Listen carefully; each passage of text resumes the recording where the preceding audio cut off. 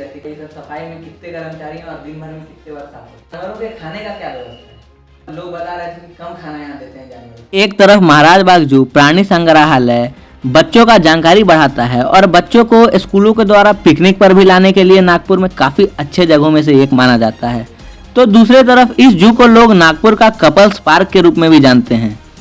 इस जू में आप प्रत्येक शनिवार रविवार को जाइए। लोग यहाँ जानवर देखने से ज़्यादा तो कपल्स देखने ही जाते हैं। यहाँ का रेट प्रति व्यक्ति 30 रुपये टिकट है और ये रेट कम है या ज़्यादा ये तो आप ही बताइए, लेकिन यहाँ ही ये रेट रुकता नहीं है। अंदर जाने के बाद फिर चिल्ड्रन पार्क के नाम पर, मोगली गार्डन के नाम पर और बाकी चीज़ों के नाम पर अलग से चार्ज लगता है, जिसका वीडियो मैं डाल रहा हूँ, आप देख लीजिए। अंदर जाने का क्या चार्ज है? एक जन के 10 रुपये। मतलब ये चार्ज गार्डन का ऑफिशियल है या फिर आप अलग से ले रहे हैं? सभी काउंटर में परमानेंट टिकट है, पर कैंडिडेट 10 रुपीज़। 10 रुपीज़ है, ठीक है। और इतना चार्ज होने के बाद भी यहाँ साफ सफाई देखने लायक है। कहीं पान थूका हुआ तो कहीं गुटखा का पुड़िया फेंका हुआ दिखता है। साथ ही साथ जानवर पिंजड़ा के अंदर भी दिखा और पिंजड़ा के बाहर भी दिख जाता है खुले में, जिससे बच्चों को खतरा है या नहीं ये तो आप लोग ही बताइएगा। टूटी हुई नाली, बहती हुई पानी और भरा हुआ कचरा का डब्बा यहाँ का पहचान बन चुका है और इस पर सवाल करो तो प्रोटोकॉल का दायरा देते हुए जवाब देने से भी इनकार कर दिया जाता है। हमने यहाँ के गार्डन इंचार्ज से कुछ सवाल करने की कोशिश की, जिस पर उनके द्वारा चेहरा छुपाने की कोशिश की गई। फिर जू इंचार्ज भवास्कर सर से हुई हमारी कुछ खास बातचीत और उसका वीडियो देखिए और कमेंट बॉक्स में महाराज बाग जू पर अपनी राय बताइए। में आपका स्वागत है दोस्तों। आज हमारे साथ जुड़े महाराज बाग जू के जू इंचार्ज भावस्कर सर, और इनसे हम जानेंगे कि जो यहाँ जू में रेट्स लगते हैं और जू के और बारे में जानेंगे कि वहाँ क्या है, यहाँ सुविधा क्या क्या मिलती है लोगों को इसमें। और इसमें काफ़ी सारे बच्चे भी आते हैं स्कूल से ट्रिप में, तो उसमें बच्चे को ये किस प्रकार से सुविधा देते हैं और बाकी का भी चीज़ जानने की कोशिश करेंगे। तो सर सबसे पहले आपका बहुत बहुत स्वागत है। शुक्रिया सर यहाँ आप एडल्ट का रेट 30 रुपीज़ लेते हैं, तो इस पर आप क्या बोलेंगे? रेट सही है या फिर ज़्यादा है? क्योंकि कुछ लोगों से हमने बात की थी तो वो लोग बता रहे थे रेट ज़्यादा लेते हैं यहाँ के अनुसार ऐसे करके, तो इस पर एट प्रेजेंट जो है अपने इस चिड़ियाघर में जो रेट है वो 20 साल पहले कम से कम 1 से 2 रुपये हुआ करता था, और अभी जिस तरीके से महंगाई बढ़ रही है, जिस तरीके से यहाँ का व्यवस्थापन का खर्चा है, उस हिसाब से अपन बड़ों के 30 रुपये ले रहे हैं, बच्चों के 15 रुपये ले रहे हैं। उसके अलावा जो भी स्कूल आती है या तो फिर जो भी ग्रुप आता है जिसमें 10 से ज़्यादा अगर सदस्य है तो उसके लिए अपन 50% डिस्काउंट देते हैं। और ये रेट जो अपन डिसाइड करते हैं ऑन एन एवरेज जितने भी अपनी कैटेगरी के चिड़ियाघर है उसमें जिस तरीके के रेट है उसी की तर्ज पर या उसका रेफरेंस लेके फिर अपन रेट डिसाइड करते हैं।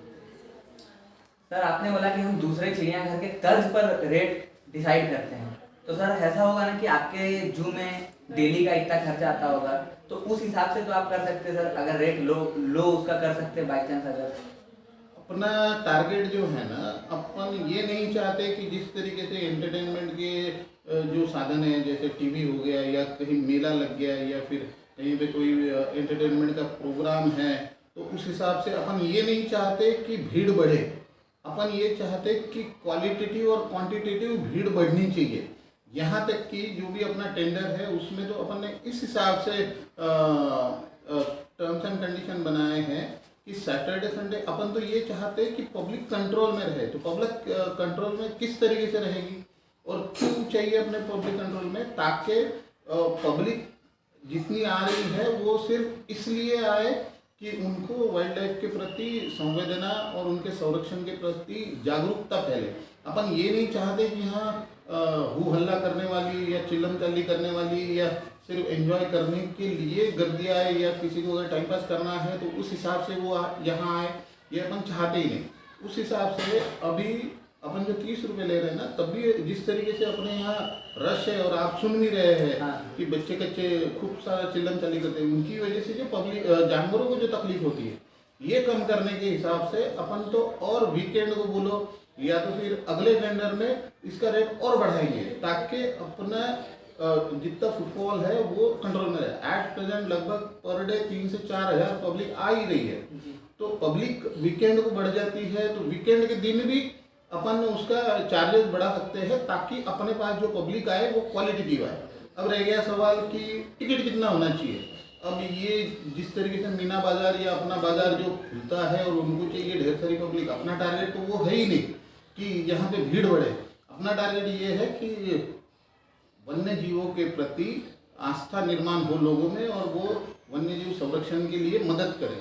तो उस हिसाब से ये नॉमिनल मतलब नॉर्मल से भी कम चार्जेस है जितना बाकी की चिड़ियाघरों में चार्जेस है। अब यहाँ से 10 किलोमीटर पे अगर आप गोरेवाड़ा चिड़ियाघर देखते हैं तो उस गोरेवाड़ा चिड़ियाघर में आधे पौन घंटे के लिए 4 सफारी में घूमने के लिए 300 रुपये पर हेड चार्जेस है। अपन यहाँ तो मैंने जिस तरीके से बोल दिया कि 30 रुपये पर हेड चार्जेस है। तो जैसे आपने कहा कि मुझे क्वालिटी पब्लिक चाहिए सर, एक्चुअली क्वालिटी पब्लिक तो मिल जाएगी सर आपको, लेकिन ऐसा है कि गरीब लोग भी जो सर हैं वो लोग को भी, गरीब के बच्चे को भी ऐसा चाहिए कि वो लोग भी जू में घूमें। एक्चुअली वो क्वालिटी बोल नहीं सकते उनको, पर ऐसा हो सकता है कि गरीब के लिए फिर अगर आप रेट हाई करते हैं तो कुछ प्रॉब्लम आ जाए, कुछ ऊपर नीचे हो जाए। जहाँ तक पब्लिक है, जहाँ तक स्कूल के बच्चे हैं, स्कूल के बच्चों को ऑलरेडी आज के जो बच्चे हैं वो कल के नागरिक बनने वाले हैं। तो उस हिसाब से अपन ने उनके लिए ऑलरेडी जो 15 रुपये रखे हुए हैं उसमें भी डिस्काउंट करके अपन 50% डिस्काउंट हो जाता है। अगर बच्चे या विद्यार्थी या ग्रुप अगर आते हैं तो 50% डिस्काउंट हो गया, 7.5 रुपये हो गए। इतना ही नहीं, इसके अलावा जो स्कूल ऐसे आते हैं कि जिनके पास फीस अरेंज करने का पैसा नहीं है, या तो फिर वो अगर ऑर्फनेज में से कुछ बच्चे आ रहे, कुछ स्पेशल क्या बोलेंगे अपन उसको, दिव्यांग ऐसे कुछ अगर बच्चे आते हैं तो उनके लिए तो अपन फ्री में भी एंट्री दे देते हैं। इसलिए अपना टारगेट सिर्फ ये नहीं है कि पैसे कमाओ, लेकिन अपन ये चाहते कि लोगों को ये संदेश जाए कि महाराज बाग चिड़ियाघर में आके वन्य जीव संरक्षण कितना जरूरी है। आप ये बात बिल्कुल अच्छा बोले सर, और मैं इस पर एक सवाल पूछना चाहूँगा सर कि यहाँ पर सर अधिकांश देखा जाता है कि जानकारी लेने वाले लोग से ज़्यादा लोग यहाँ पे टाइम पास करने आते हैं, और ऐसा देखा भी जा रहा है अभी भी कि आपके पास क्वालिटी आप 50% लोग हैं, लेकिन 50% लोग यहाँ मस्ती करने आ रहे हैं। अभी मैं उधर से आ रहा था तो एक ने पूछा हमसे कि स्मोक करना है, किधर जाऊँ, तो इस पर क्या कहेंगे सर? इसके लिए स्मोकिंग तो अपने एरिया में अलाउड ही नहीं है। मैंने वही बताया उनको। अपने यहाँ जो भी काम करने की जो व्यवस्था है, सिक्योरिटी की जो व्यवस्था है, सब लोग उसी में अपना काम होने के बाद अपने अपने पिंजरों के पास वही सब करते हैं। और एंटी सोशल या असामाजिक जो भी अगर कोई आता है तो उसके ऊपर पुलिस स्टेशन से लेके उनको दंडनीय लेके सब जो भी बाय प्रोसेस जो रूल्स है वो सबके लिए अप्लाई होते हैं। सर अभी पिछले मंथ में कितने केसेज आपने किए ये एंटी सोशल वर्क के लिए? वो तो जैसे अपन ऑब्जर्व करते हैं उस हिसाब से होते हैं। पिछले मंथ में कोई हुए भी नहीं, इतने में तो कोई दिक्कत ऐसी हुई नहीं। सर मुझे लगता है कि सर आपको सिक्योरिटी बढ़ाने की ज़रूरत है। हर चीज़ जो है ना डिपेंड करती है कि आपका बजट कितना है ना। जिस तरीके से अभी जो भी अपने मोनूमेंट्स है या नेचुरलिस्टिक जो भी हिस्टोरिकल धरोहर है, वहाँ पे जो मतलब सिक्योरिटी की जो लेवल होती है ना XYZ, उस हिसाब से वो डिपेंड करती है कि किस तरीके से कहाँ कितनी सिक्योरिटी देनी चाहिए। उस हिसाब से एट प्रेजेंट जितनी सिक्योरिटी की जरूरत है उतनी अपन प्रोवाइड कर रहे हैं। यहाँ पे सफाई के बारे में बताइए सर, सफाई में कितने कर्मचारी हैं और दिन भर में कितने बार साफ होता है? साफ सफाई अपनी डेली होती है। सुबह 6 बजे से काम शुरू होता है। जो जानवर जिस तरीके से उसका जंगल में रहने का जो व्यवहार है, वो व्यवहार के हिसाब से अपन उसको नेचुरलिस्टिक उसकी जो रोजाना जो आदतें रहती उस हिसाब से अपन उनको सुबह से लेके शाम को 6 बजे तक, जो नॉक्टर्नल है उनके लिए अलग व्यवस्था है, जो डायरोनल है उनके लिए अलग व्यवस्था है। तो इस हिसाब से सुबह 6 बजे से काम शुरू होता है, डेली वो आपकी हो जाता है। लोगों के लिए जो सफाई है, जो बाहर के एरिया में है या बोल सकते हैं जो बैठने के एरिया में है, उधर के सफाई पर क्या कैसा आपका ध्यान है? जहाँ तक यहाँ ये एक है थोड़ी सी तकलीफ कि जो चिड़ियाघर का एरिया है वो मेरे कंट्रोल में है, लेकिन जो गार्डन का परिसर है वो एट प्रेजेंट मेरे कंट्रोल में नहीं है। तो उस हिसाब से वहाँ पे भी आउटसोर्सिंग किया गया है और वहाँ पे है ठीक ठाक कोशिशें होती है, लेकिन फिर भी ये सच है कि कहीं जगह पर कुछ अभी भी लूप होल्स है। तो उस हिसाब से जो भी अधिकारी उनके वो देख रहे हैं उनको वो इंटीमेशन किया जाता है। तो इस पर आप पर्सनली किस स्तर पे काम कर रहे हैं ये साफ सफाई वाले बात? जहाँ तक चिड़ियाघर के पिंजरों के अंदर की साफ सफाई है वो मेरे लोग ही करते हैं, जो भी अपन ने असाइन जिनको ड्यूटी दी है। जहाँ तक कॉन्ट्रैक्टर के थ्रू जो गार्डन का मेंटेनेंस और गार्डन की जो सफाई की बात है वो दूसरे अधिकारी देखते हैं, तो उनको वो मैसेज पास ऑन कर दिया जाता है। क्योंकि सर एक्चुअली मैं 4-5 लोगों से बात की इस मैटर पर, तो लोगों ने बताया कि यहाँ साफ सफाई नहीं रहती, क्योंकि आप पिंजड़े के अंदर कर रहे हैं तो वो लोग देख रहे हैं, लेकिन बाहर जो लोग देखते हैं गंदगी वही लोग बताते हैं। तो इस पर सर ध्यान देने की जरूरत है। हाँ जरूर ध्यान देने की तो जरूरत है आएगी जी। और सर जानवरों के खाने का क्या व्यवस्था है? खाने का अपन टेंडर करते हैं, हर जानवर उसके नैसर्गिक आवास में जो भी और जितना भी खाना खाता है उससे मिलता जुलता खाना प्रोवाइड करने की अपन कोशिश करते हैं। जैसे ऐसा लोग बता रहे थे कि कम खाना यहाँ देते हैं जानवरों को, इस पर क्या राय?